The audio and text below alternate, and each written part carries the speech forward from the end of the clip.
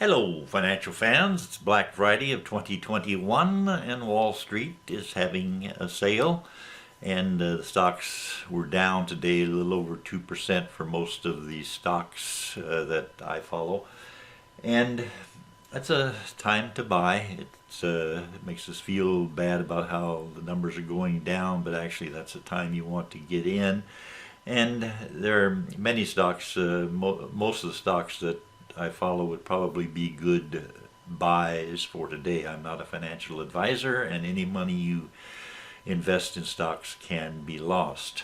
But that being said, if you happen to be like myself, when the bells ring on Monday morning when the stock market opens, uh, you'll be rushing in to buy, or at least those of you who just follow the market, you're learning about the market. It's something to watch. We'll see what happens Monday and after.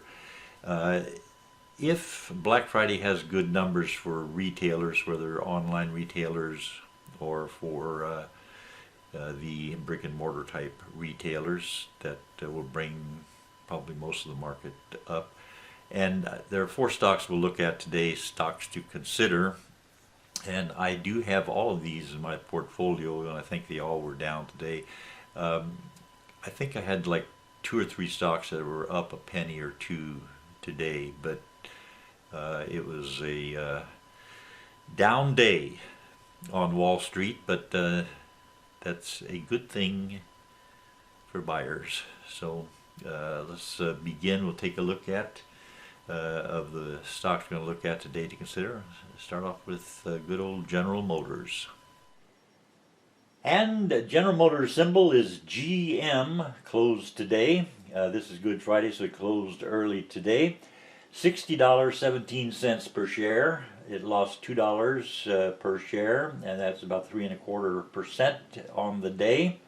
So it went down to a price that is very inviting indeed. We'll look at the 52-week range, 2/3 of the way down in the left-hand column. 52-week range, $40 was the low for General Motors in the past 52 weeks, and $65.18 was the high, so it's closer to the high than it is to the low. And the average volume for General Motors shares, 17,898,939, just about 18 million shares trade every day. And this stock is considered to be undervalued by the experts who look deeply at the numbers. The middle column, third item down, PE ratio, under 10. For a big company like General Motors that sells cars, 8.05, the PE ratio. That is very, very good, very inviting. The lower that number is, the better we like it. And the forward dividend and yield, no dividend is paid by General Motors. And at the bottom, near the bottom of the middle column, 1-year target estimate, $72.54. That would be a very, very, very nice move for General Motors stock. And all these stocks that I'm going to talk about today, I'm thinking of for myself, hold on to it for a long time. I look out at stocks for where are they going to be a year from now. Next we look at eBay, and eBay $72.47, the closing price on Good Friday, down just 0.25% when the rest of the market was down about 10 times that amount. And we look down 52-week range, 2/3 of the way down, the left-hand column. $48.67 was the low, and $81.19 was the high, so it's closer to the high than the low, but it's still got a lot of headroom, and eBay could move up nicely from here. At the bottom of that column on the left, we see overvalued. The experts think this price will go down before it goes up. And we see the average volume, about 6,200,000 shares trade every day. And in the middle column, PE ratio, third item down, 3.964. The PE ratio is about 4, and that is very, very low, and that is very, very good. The forward dividend and yield about 1%, so not anything to write home about, but it does pay a dividend while you're holding on to it. Remember, this is eBay, which is basically an online retailer, and the big season is right ahead of us, so let's see what happens with eBay's price. The 1-year target, $77.76. That would be a nice move up, not gigantic, but nice move up for eBay. Next we look at INTC, which is Intel, closed today $48.78. It lost about 2% of its value today. And I do own all these stocks we're going to be looking at today. 52-week range for Intel. It was as low as $45.24, and it's pretty close to that right now. And $68.49 was the high during the past 52 weeks. So it's got a lot of headroom, long way to go to get back up to that high that it had during the past 52 weeks. The PE ratio, under 10, 9.46. So that's a good PE ratio.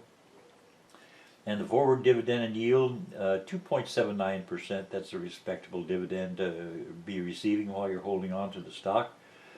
And the 1-year target estimate for Intel, $54.89. That would be a nice move up if that happens. And Intel is a stock that bounces up and down like a yo-yo, and if the chips become available for everybody again, that'll be really good news for Intel. Last stock we'll look at, very interesting one. I've had this stock off and on for the past 15 years, and I've been holding on to my current holdings of Pfizer, symbol PFE. I've been holding on to it for I'm guessing more than a year. $54 even was the closing price on Good Friday, up $3.11, 6% move upward while the rest of the market is dropping, and there are reasons for it. Pfizer, of course, is in the pharmaceutical sector, so anything that has to do with medicines and future potential sales for medicines is good for Pfizer. The 52-week range, $33.36 was the low, and the high was $54.94. So it's pretty close to that high, and it moved up quite a bit today. The experts consider this stock to be overvalued. Average volume, a little over 30 million shares trade every day, so it's a very active stock. And the PE ratio, third item down, middle column, 15.42, higher than what I like, but this is a big, big company. Pfizer is a stock that, as we can see from the volume, a lot of people have an interest in. So we'll look down at the forward dividend and yield. 3%, a little over 3% is the dividend for those who hold on to the stock. And they don't have a 1-year target, but Pfizer seems to be doing quite well, and hopefully a year from now all things dealing with the economy will be much better and smoother and possibly even more predictable. I thank you for watching.